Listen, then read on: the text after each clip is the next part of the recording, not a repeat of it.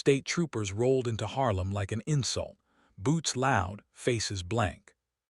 Bumpy Johnson listened in silence, knowing the threat wasn't the guns outside, but what one unanswered phone call would invite. They came in rows, not fast, not rushed, slow enough to be noticed. State police cruisers slid into Harlem like they owned the pavement. Tires whispered, radios hissed. Doors opened with the confidence of men who believed authority traveled with them, not the street beneath their boots. People stopped moving. A butcher paused mid-cut. A woman froze with groceries against her chest. A dice game dissolved without a word, hands lifting away like they'd touched heat. Harlem had seen violence before. This wasn't that. This was something colder, sanctioned, official. Troopers spread out, measured and practiced, eyes forward, hands resting where holsters waited. No shouting, no sirens, just presence. The kind meant to press down without leaving fingerprints. They were here to break something. Everyone could feel it.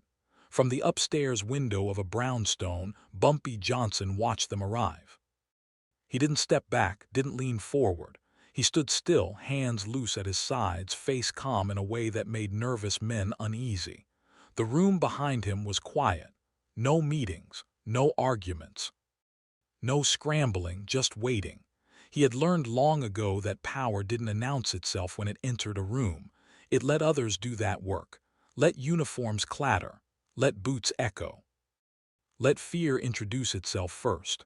Outside, a trooper stopped an old man for no reason at all, asked for nothing, said nothing, just looked him over like inventory. That was the insult, not the guns. Not the numbers, the assumption. Word traveled faster than the patrol cars ever could. By the time the troopers reached Lenox Avenue, Harlem already understood what this was supposed to mean. "You are being corrected." Inside the building, a lieutenant murmured something into a radio. Orders were being followed, not questioned. That was the danger. Men who didn't need to think. Men protected by distance, distance from consequences, distance from community, distance from memory. Bumpy turned away from the window. No urgency, no anger. He sat down slowly, the chair creaking beneath him, and folded his hands like a man settling in for a long conversation that hadn't started yet. This wasn't about crime. It never was. It was about reminding Harlem who the state thought was in charge. Downstairs, footsteps echoed through the hallway. Someone knocked once, then waited. That mattered. In Harlem, knocking twice without permission was how you got ignored or worse. Bumpy didn't answer right away. Silence stretched. A test. Finally, he spoke, low, even. "Come in." The door opened carefully. A runner, young, respectful, he didn't need to explain why he was here. His eyes said it all. "They're everywhere," the boy said. "All over." Bumpy nodded once. "I know." That was all. The boy hesitated like he wanted permission to say more, to ask what came next, but Bumpy didn't give it. He didn't need to. Leadership wasn't built on reassurance. It was built on certainty. Outside, a trooper laughed, too loud on purpose. Bumpy stood. He adjusted his jacket, smooth and unhurried, like he was preparing for church, not confrontation. He walked back to the window and looked down at the street again. What the governor didn't understand, what men like that never did, was that Harlem wasn't controlled by force. Force came and went. Force left bruises and paperwork. Control stayed, and control depended on whether the people believed you belonged there. The troopers didn't. They were visitors acting like landlords. Bumpy exhaled slowly. This wasn't the moment yet, not the response. This was the arrival, the opening move, and Harlem was watching to see what kind of man answered it. He reached for the phone. Then stopped. Not yet. Harlem didn't panic, it adjusted. Shops stayed open but quieter, doors half closed, conversations shortened. People moved with intention now, not fear. They were listening to the street, to each other, to the spaces between noise. That was Bumpy's Harlem, not loud, not chaotic, connected. Word reached him without urgency, a nod from a barber, A look from a woman who ran numbers out of her kitchen. A driver who took the long way on purpose just to pass a message without speaking. The police presence wasn't random. It was strategic. Poorly. They stood on corners that didn't matter and ignored the ones that did. They watched faces they didn't recognize and missed the ones that held the neighborhood together. They thought visibility was control. Bumpy knew better. Inside a back room above a grocery, men gathered without being called. No agenda, no orders, just understanding. They sat apart, chairs angled, coats still on, respectful distance. No one smoked. When Bumpy entered, the room didn't rise, it settled. He didn't take the head of the table, never did. He leaned against the wall instead, arms relaxed, eyes moving, not counting men but weighing silence. "You feel it," he said. Not a question, they nodded. "It's pressure," someone muttered. Bumpy shook his head slightly. "Pressure's honest, this is performance." A pause. "They want us loud," he continued. "Want mistakes. Want something they can point at and say they were right to come." No one argued. They didn't need convincing. Harlem had survived too many cleanup campaigns to mistake theater for justice. Outside, a patrol car idled too long near a church. Inside that church, an elder sat in the front pew, hands folded, waiting for the service that wouldn't start until the street calmed down. He trusted Bumpy more than he trusted uniforms. That mattered. Bumpy spoke again, softer now. "Nobody touches them, nobody mouths off. Nobody gives them a reason." A younger man shifted in his chair, restless. "They disrespecting people. I know. That old man on 135th, I know." Bumpy's voice never rose, but it closed the space. Calm like a door locking without sound. "Respect," he said, "isn't taken back with noise, it's reclaimed by patience." The room understood. Harlem understood. Bumpy didn't rule through fear. Fear burned fast. He ruled through continuity, through knowing that when he spoke, tomorrow still made sense. The troopers could clear a corner. They couldn't replace trust. Outside, kids were pulled inside by parents who didn't need explanations. Store owners nodded at each other like sentries. No riots, no scenes. Just unity tightening like a fist that didn't need to swing. Bumpy watched it all unfold without leaving the block. This wasn't his first test, just the latest reminder. The state had power on paper. He had people, and as long as Harlem stayed calm, the mistake wouldn't belong to him. It would belong to whoever decided to push next. The message didn't come with sirens. It came folded inside courtesy. A phone rang in a downtown office where windows didn't open. A man in a clean suit spoke carefully, choosing words that sounded reasonable enough to hide the threat underneath. The governor wanted results, quiet ones preferably, public ones if necessary. Harlem was being described as a problem again, a phrase recycled whenever control felt too far away. The deployment wasn't about crime statistics or safety reports. It was about posture, about reminding voters that the state could still put its foot down. And Bumpy Johnson's name came up the way storms do, low voices, tightened jaws, a sense that saying it too loudly might invite something unnecessary. The pressure traveled upward before it traveled down.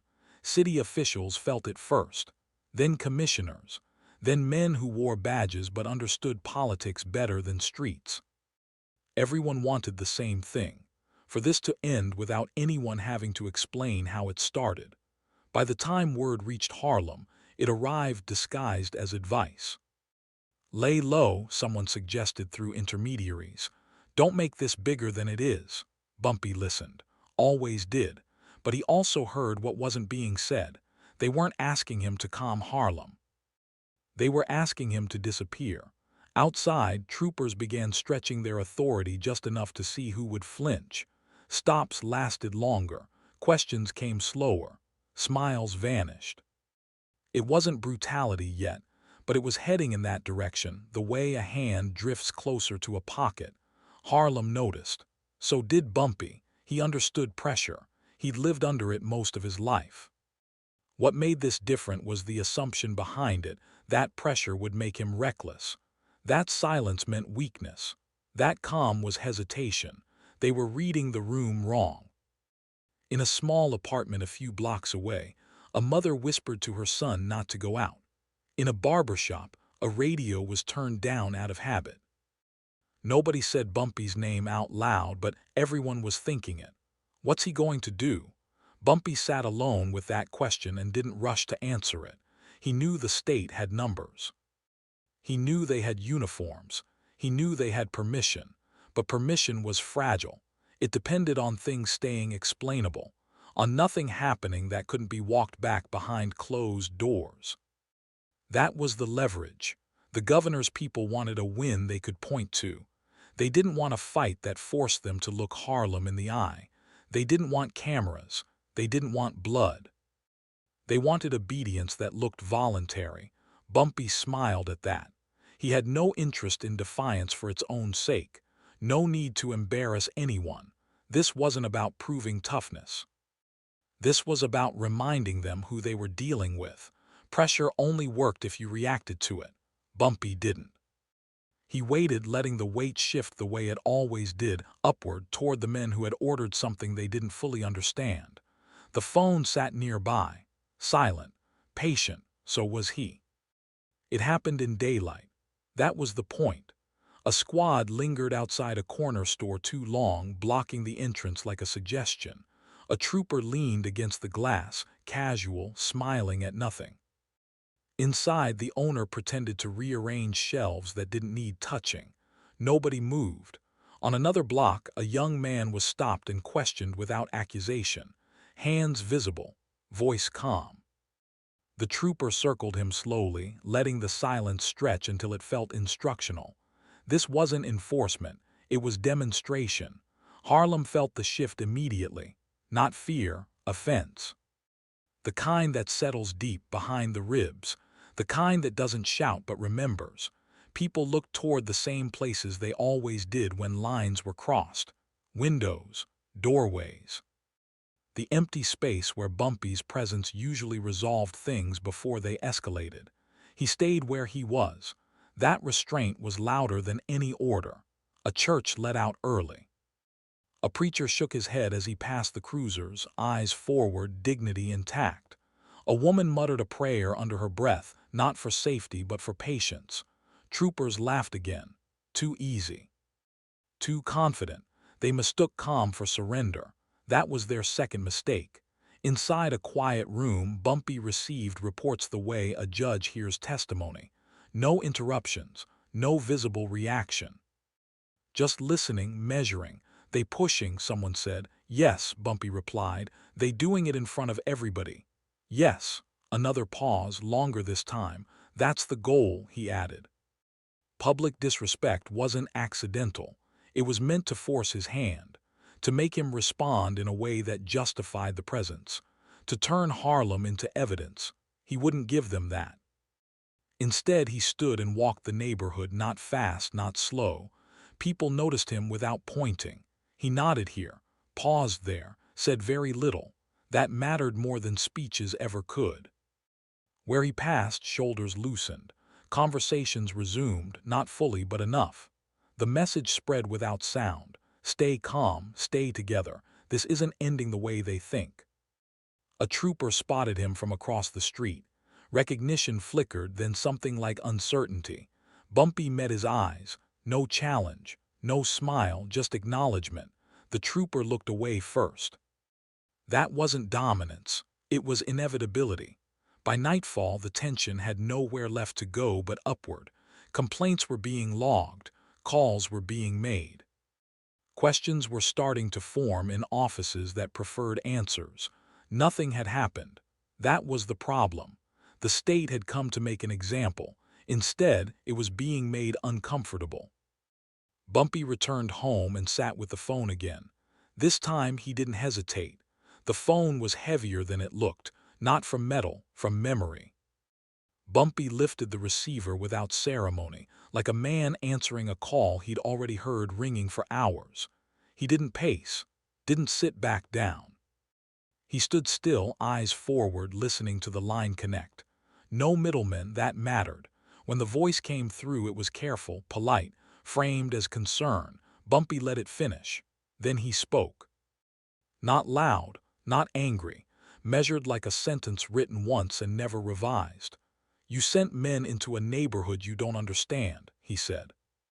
"And you told them to act like they wouldn't have to answer for it." Silence. He didn't fill it. Silence was doing its job. "I kept my people calm," he continued, "not because I had to. Because I chose to." Another pause, this one tighter. "You can pull them out clean," Bumpy said. "Tonight, no stories, no explanations." A breath on the other end, controlled, nervous. "And if we do?" the voice asked. Bumpy didn't smile, didn't threaten. "If you don't," he said, "then tomorrow you'll be explaining why nothing happened and why that scares you more than if something had." That was the line, not sharp, just true. He waited.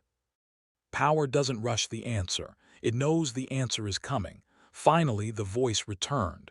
Lower now, less official, more human. "We'll handle it." Bumpy placed the receiver back in its cradle gently.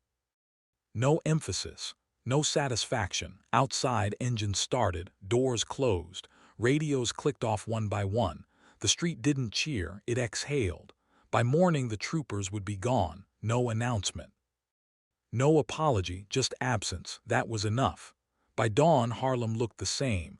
That was the victory. No headlines, no explanations, just streets waking up without boots on them. Storefronts opening on time. Kids heading to school like nothing had interrupted the rhythm. That's how Bumpy wanted it. Legacy didn't live in spectacle. It lived in continuity. In the quiet confidence that tomorrow would arrive intact. Men talked about it later in low voices. Not the call itself. Nobody knew the words, but the effect. How fast it ended. How clean. How nobody paid a price except the ones who thought pressure alone could rewrite a neighborhood. Bumpy never corrected them. He didn't need credit. He needed memory. Harlem remembered who didn't panic, who didn't turn the streets into a battleground to prove a point, who understood that restraint, used at the right moment, lasted longer than force ever could. Power had come dressed as authority. Authority had left without explanation.